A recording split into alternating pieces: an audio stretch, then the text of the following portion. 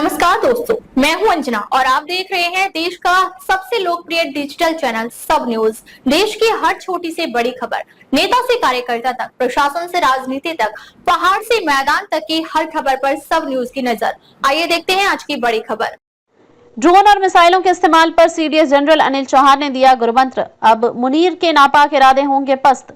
आज हम बात करेंगे chief of defence staff general Anil Chauhan के उस बयान की जिसने भारत की आधुनिक युद्ध रणनीति की दिशा साफ कर दी है। दिल्ली के मानेकशॉ सेंटर में आयोजित एक अहम कार्यक्रम में सीडीएस जनरल चौहान ने ड्रोन्स और आधुनिक तकनीक की अहमियत पर जोर देते हुए कहा, अब युद्ध वही जीतेगा जो कल की नहीं, आज और आने वाले कल की तकनीक से लड़ेगा। उन्होंने कहा कि हाल ही में भारत द्वारा किए गए ऑपरेशन सिंदूर ने यह साबित कर दिया है कि स्वदेशी मानव रहित हवाई प्रणालियां यानी अनमैन्ड एरियल सिस्टम्स यूएस और काउंटर यूएस अब भारत की सैन्य तैयारियों का अहम हिस्सा हैं। जनरल चौहान ने खासतौर पर 10 मई की एक घटना का जिक्र किया जब पाकिस्तान की ओर से भारत के खिलाफ ड्रोन और लाइटर म्यूनिशन का इस्तेमाल किया गया था, लेकिन भारतीय सेना ने न केवल उन्हें समय रहते डिटेक्ट किया बल्कि काइनेटिक और नॉन काइनेटिक तरीकों से नाकाम भी कर दिया।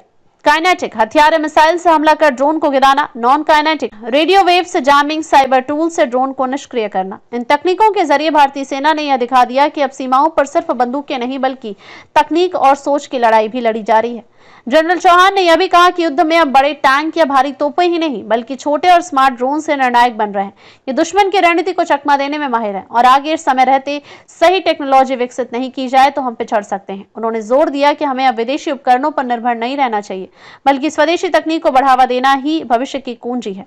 भारत पहले ही विभिन्न स्टार्टअप्स और सरकारी एजेंसियों के सहयोग से आधुनिक यूएस सिस्टम विकसित कर रहा है जिसका निर्माण, परीक्षण और तैनाती तेजी से हो रही है। जनरल चौहान ने यह भी स्पष्ट किया कि रक्षा क्षेत्र में नवाचार ही आज की जरूरत है और जब बात पाकिस्तान जैसे चालबाजियों की हो तो रक्षा केवल रिएक्शन नहीं, एक्शन भी होना चाहिए।